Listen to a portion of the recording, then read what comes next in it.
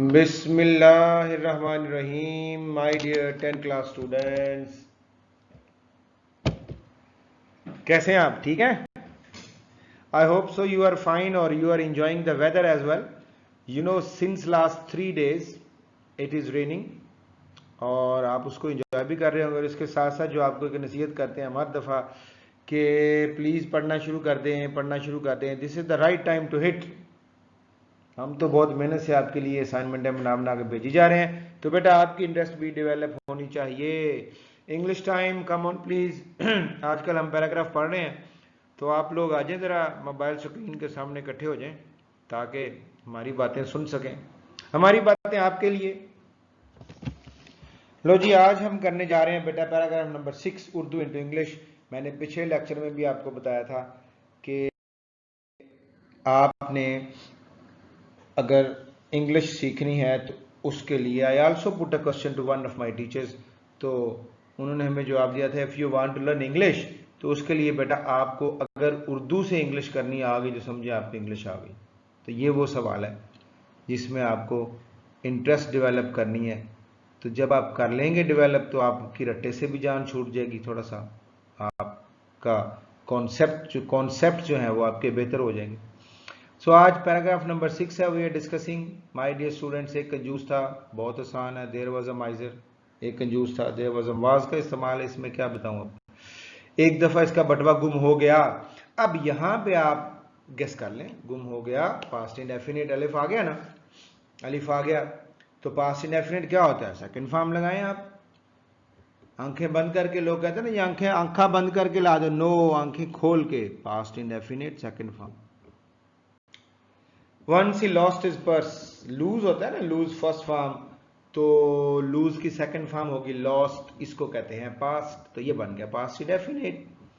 उसने ऐलान किया जो मेरा बटवा ढूंढ कर लाएगा मैं उसे 10 रुपए दूंगा. अब इसके दो पार्ट्स हैं बेटा. The one part is in past indefinite and the second part is in future. Okay, tense का ख्याल रखिएगा. ही अनाउंस्ड,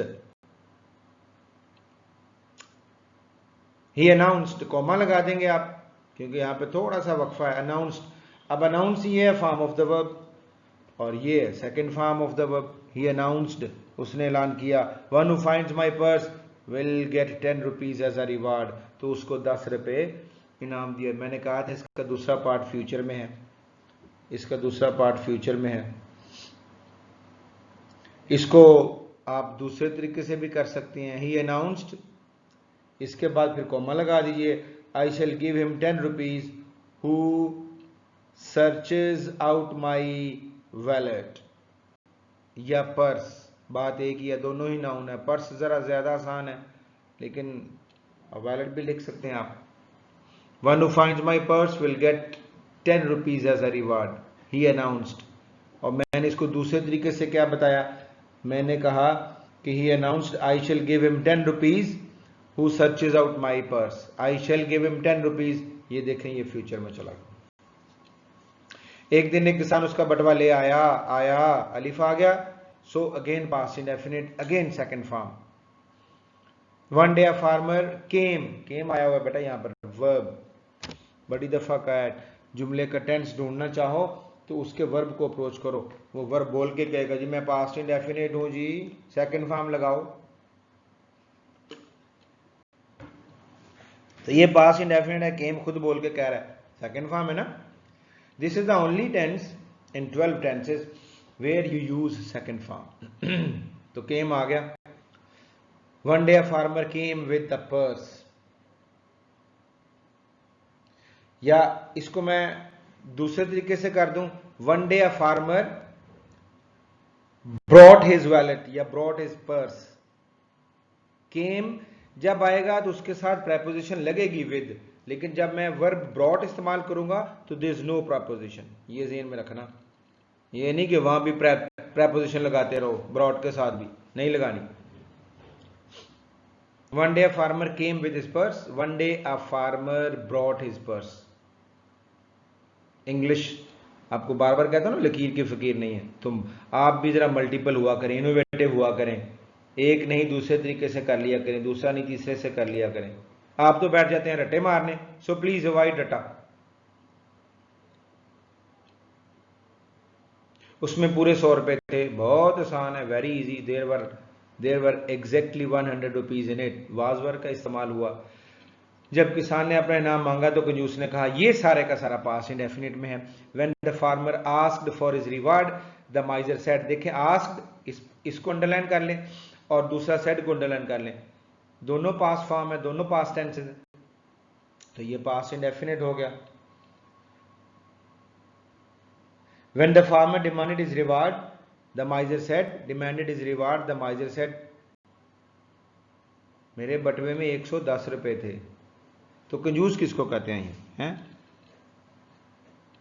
कंजूस भी था और चलाक भी था। देर वर 110 रुपीज इन माई पर्स। बहुत आसान है बेटा, ये बहुत आसान है, वर्क का इस्तेमाल कर लें। बाकी बटवे की अंग्रेजी तो आपको 3 दफा बता चुका हूं, बटवा, पर्स, वॉलेट। अब सिर्फ 100 रुपए हैं। इज़-एम-आर का यूज है बेटा। Now it is only 100 rupees. Now it has, rather it has only 100 rupees. Now इसको आप दूसरे तरीके से भी कर सकते हैं। Now there are only 100 rupees in it. Use तो इज़-एम-आर का है, इस तरह कर लें या वैसे कर लें। तुम पहले ही 10 रुपए ले चुके हो। अब ले चुके हो यहां पे जरा बूझिए।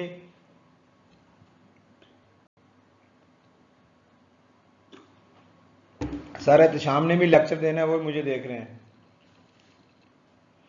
ले चुके हो, हाँ जी, कोई जवाब नहीं आया। मुझे पता था कोई जवाब नहीं देंगे आप, ध्यान नहीं दे रहे आप। प्रेजेंट परफेक्ट हो गया ये। हैज, हैव और थर्ड फॉर्म। हैज, हैव और third form. You have already taken.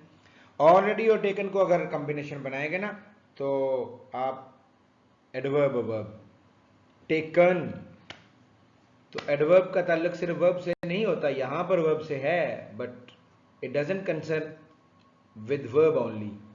ये एडजेक्टिव को भी एक्सप्लेन करता है और ये अपने जैसे एडवर्ब को भी एक्सप्लेन करता है। So you have already taken, take, took, taken, third form, 10 rupees.